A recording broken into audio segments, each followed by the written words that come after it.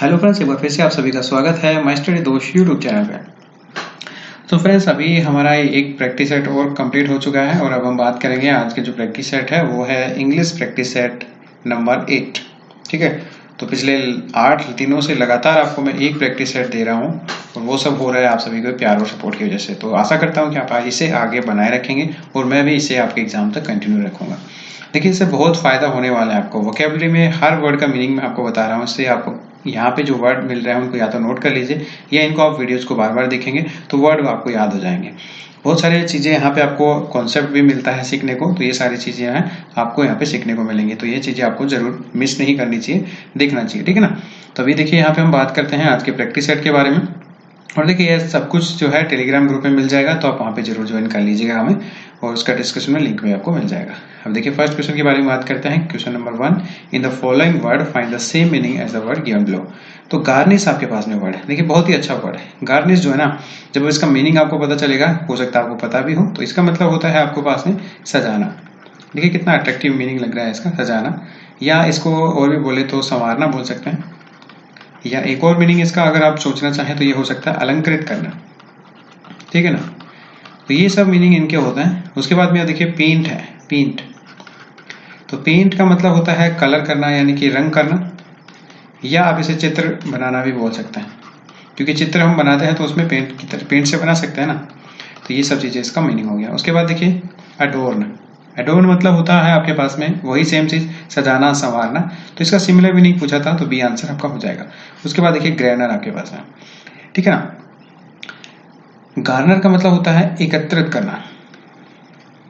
ठीक है ना, कुछ चीज को एकत्र करना है। उसके बाद में है बेनिस। इसका मतलब होता है निकाल देना। देश निकाला आपने सुना होगा, निकाल देना। अपने देशद्रोही के कारण देश को देश से निकाला कर दिया उसको, तो देश निकाला भी इसे बोल जाता है। ठीक है ना। तो ये सब चीजें हैं। तो बी आंसर इसका नहीं होगा, सॉरी, हाँ बी आंसर हो जाएगा। डी का मीनिंग मैंने अभी आपको बताया, निकाला देना, देश निकाला। Okay, so B is the correct answer. अब देखो next, in the following word find the opposite meaning in the given word. ठीक है ना, अपोजिट मीनिंग आपको बता देना है। तो ये देखिए स्लगिशनेस, ये वर्ड भी काफी बार आपको सुना हुआ होगा, आपने पूछा होगा। तो ये कॉमन वर्ड है जो एग्जाम में आने लायक है। स्लगिशनेस आपके पास में। ठीक है, इसका मतलब क्या है आपके पास में यहाँ पे, इसका मतलब आपके पास में ये समझ लीजिए कि आलसी, या आप इसे बोल सकते हैं सुस्ती बोल सकते हैं, या इसको निष्क्रियता भी बोल सकते हैं। जैसे अभी मैंने पिछले प्रैक्टिस सेट में भी आइडल के बारे में सोचा था, तो ये उसका सिनोनिम हो सकता है स्लगिशनेस। ठीक है, सुस्ती, निष्क्रियता। ओके, अब आपके पास में है फर्स्ट प्रॉम्प्टनेस। प्रॉम्प्टनेस का मतलब होता है समय पाबंदी। समय पाबंदी यानी कि बाउंडेशन है आपके पास में, टाइम बाउंडेशन है। ओके, उसके बाद में है कीनिस। इसका मतलब होता है पैनापन या उत्सुकता बोल सकते हैं आप इसे। ठीक ना, किसी उत्सुकता होती है आपको, जैसे किसी सरप्राइज के लिए उत्सुकता होती है हमें कि पता नहीं क्या होगा। सिंप्लिसिटी आपको पता है सादगी होता है, साधारणता, सादगी। बोल्डनेस, बोल्डनेस क्या होता है आपके पास में, स्पष्टता, यहाँ पे से बोल सकते हैं, या निर्भरता भी बोल सकते हैं। ठीक है ना। तो ये आपके पास में था। अब देखिए आपको थोड़ा सा कंफ्यूजन हो रहा है कि इसका अपोजिट क्या होगा।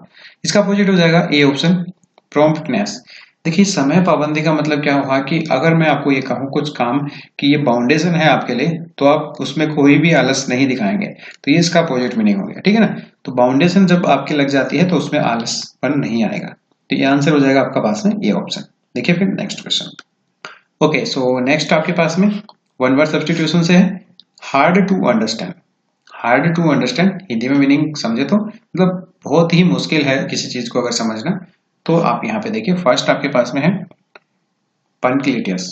ठीक है ना। तो इसका मतलब आपके पास में क्या होता है, अति शिष्टाचार, अति शिष्टाचार। उसके बाद में है ऑब्ट्यूज। ऑब्ट्यूज का मतलब होता है मूर्ख। तो ये वर्ड ध्यान रखना, बहुत बार पूछा जाता है ऑब्ट्यूज। उसके बाद में है एब्सूर्ड। ये भी बहुत बार पूछा जाता है, लेकिन शायद आपने कभी गौर नहीं किया होगा। एब्सूर्ड का मतलब होता है बेतुका, निरर्थक। उसके बाद में है एब्स्ट्रूज। ठीक है ना। एब्स्ट्रूज क्या होता है आपके पास में, इसका मतलब होता है गहन। गहन बोल सकते हैं, या कठिन बोल सकते हैं, या आप इसे जटिल बोल सकते हैं। तो आपसे पूछा क्या था कि हार्ड टू अंडरस्टैंड, जिसे क्या समझना मुश्किल हो, तो उसे क्या बोलेंगे, गहन बोलेंगे, कठिन बोलेंगे, जटिल बोलेंगे। तो यह आंसर हो गया ना, एब्स्ट्रूज आपके पास में हो जाएगा। तो D answer is the correct. अब देखिए नेक्स्ट क्वेश्चन। अभी देखो नेक्स्ट क्या है, find the idiom phrase. Idiom phrase बताना है टू कैच ए ट्रैटर। तो टू कैच ए ट्रैटर, इसका इडियम फ्रेज का मीनिंग क्या होता है आपको ध्यान रखना है, और इसका आंसर मैं आपको बता देता हूँ। इसका आंसर हो जाएगा C option, to trap a wanted criminal with great difficulty. ठीक है ना, मतलब कोई चीज ऐसी हो जिसको बहुत मुश्किल से पकड़ा जा सके, तो ये आपके पास में इसका मतलब होता है। सी आंसर इसके लिए सही जवाब हो जाएगा। तो आई होप आपका सही हो। अभी देखते हैं नेक्स्ट क्वेश्चन। नेक्स्ट आपके पास में है करेक्टली स्प्लिट वर्ड, आपको बताना है कि सही कौन सा है। अब कमिटी यहाँ पे लिखा गया है, ठीक है ना, कमिटी मतलब आयोग, समिति, लेकिन सही मीनिंग उसका क्या होता है, COMMETT, एक मिनट, इसका सही मीनिंग जो हो जाएगा आपके पास में COMMITTE, ठीक है ना। तो ये आप देखिए डी ऑप्शन यहाँ पे हो जाएगा। तो डी ऑप्शन हो गया, इसका मतलब मैंने आपको बता दिया आयोग या समिति होता है आपके पास में, ठीक है। तो ये आंसर हो जाएगा। आई होप आपका ये सही होगा। देखिए नेक्स्ट क्वेश्चन। नेक्स्ट देखिए question 6 to 10, fill in the blank most suitable word आपको बताना है। तो यहाँ पे देखिए Hema Malini is known a blank queen. तो कैसी क्वीन, ब्यूटी क्वीन, या आपके पास में है द स्पिन्स, या फैशनेबल, या एक्ट्रेस। तो ये आपको बताना है। तो इसका आंसर हो जाएगा आपके पास में ए ऑप्शन। ए ऑप्शन यहाँ पे आप देखिए ये आंसर हो जाएगा ब्यूटी, ठीक है ना। तो Hema Malini is known as a beauty queen. तो आप अपना थोड़ा बहुत IQ लगा के भी इसको कर सकते हैं, क्योंकि आपको ये बोला गया है कि आप अपने हिसाब से सोचिए कि आपको क्या ठीक लगता है वही करना है, फिर थोड़ा सा फंक्शन पे देखना है कि क्या इसके अनुसार वर्क करेगा। तो ये आंसर यहाँ पे सही हो जाएगा।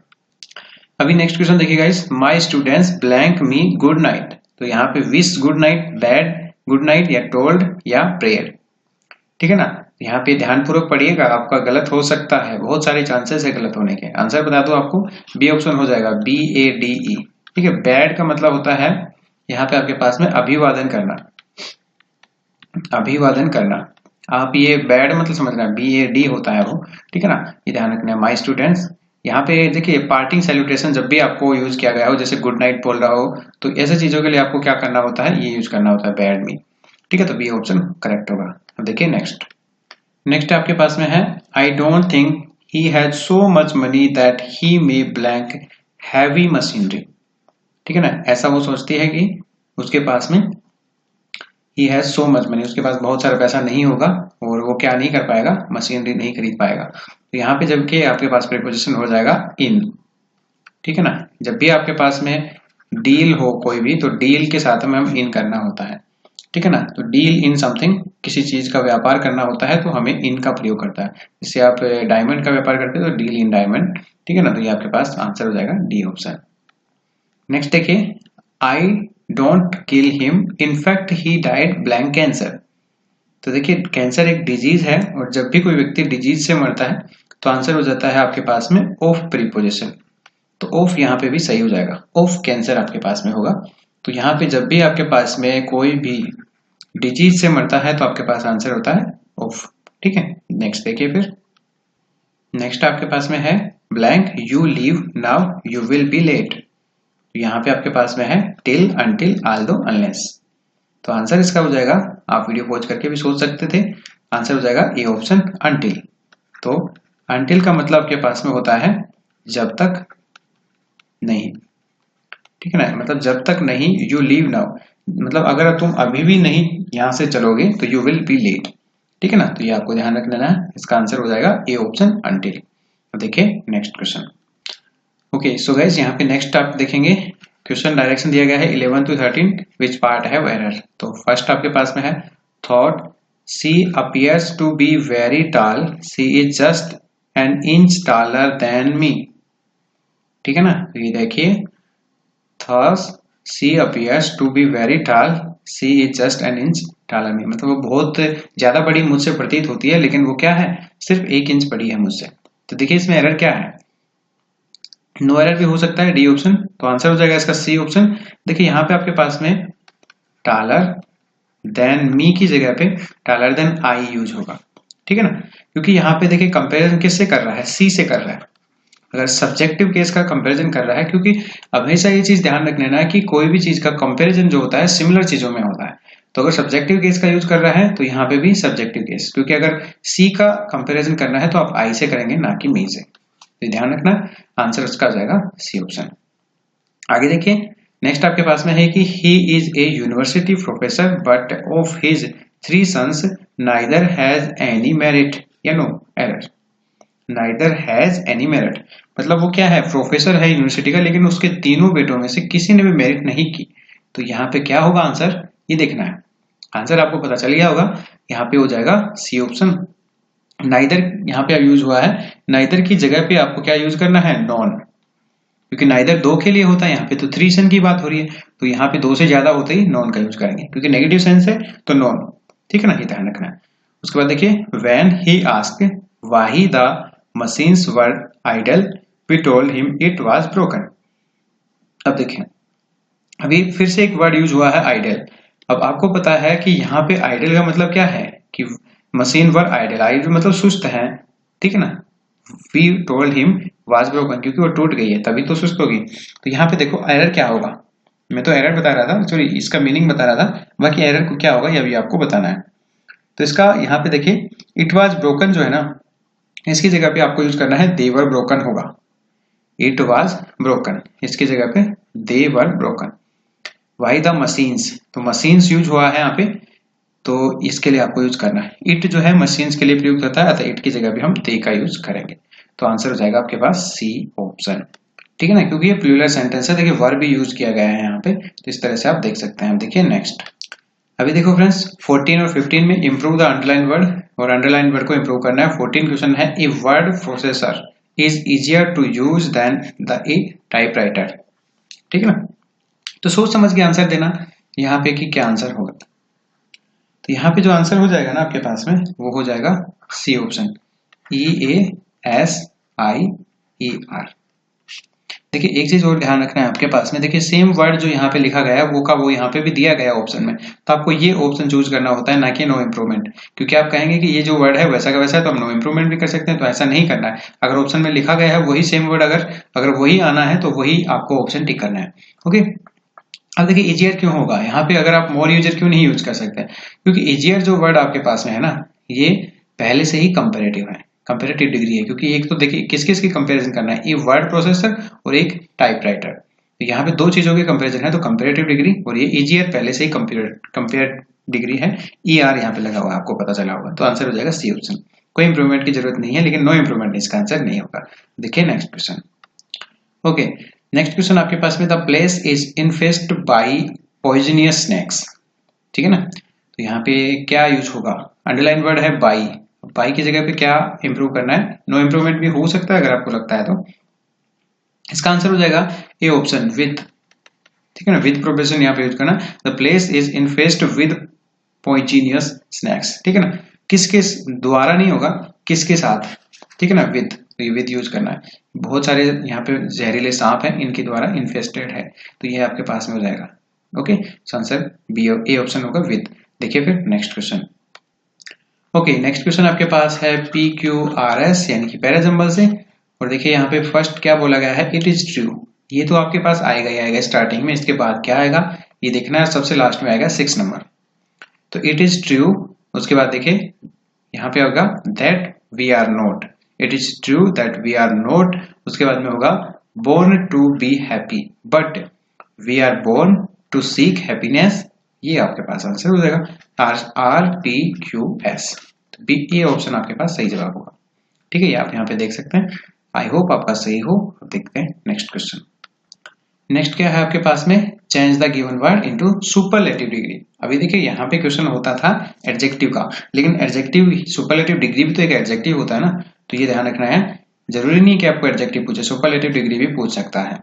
देखो ब्राइट आपके पास में वर्ड है, अब यहाँ पे सुपरलेटिव पूछा है, तो आप देखिए ब्राइटर है, ये कंपेरेटिव हो जाएगा, ब्राइट है ये सिंपल हो जाएगा, उसके बाद में ब्राइटन है ये नहीं होगा, ब्राइटेस्ट आपके पास में जो है सुपरलेटिव फॉर्म हो जाएगा। सी ऑप्शन करेक्ट है।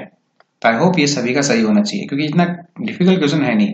Give the plural of the given word, अब इसका बताना है आपको प्लूरल वर्ड माउस, MOUSE। इसका देखिए क्या हो जाएगा, इसका हो जाएगा MICE, माइक।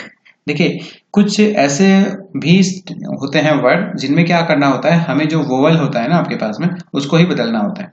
जैसे माउस में हमने किसको बदला, यहाँ पे जो वोवल है आपके पास में MO को, O को हमने I में बदल दिया, ठीक है। उसी प्रकार जैसे बहुत से वर्ड होते हैं, जैसे मैन है, मैन का प्लूरल क्या होता है आपके पास में, MEN।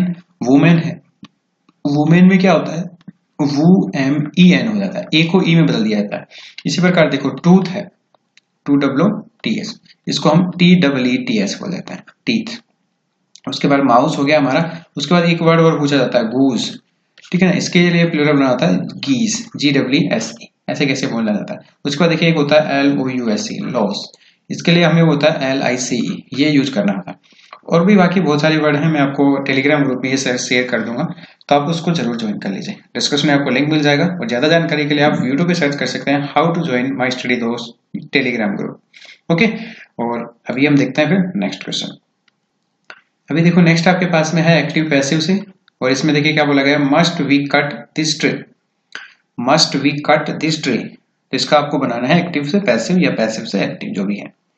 इसका जो आंसर हो जाएगा वो आपके पास बी ऑप्शन हो जाएगा, must this tree be cut. अब देखिए यहाँ पे आपके पास में ऑब्जेक्ट क्या है, दिस ट्री, तो इसको सब्जेक्ट बना दीजिए, मस्ट को मस्ट यहाँ पे पहले लगा दीजिए, मॉडल है इसको लगा दिए दिस ट्री। उसके बाद में आपको क्या करना है, बी कट।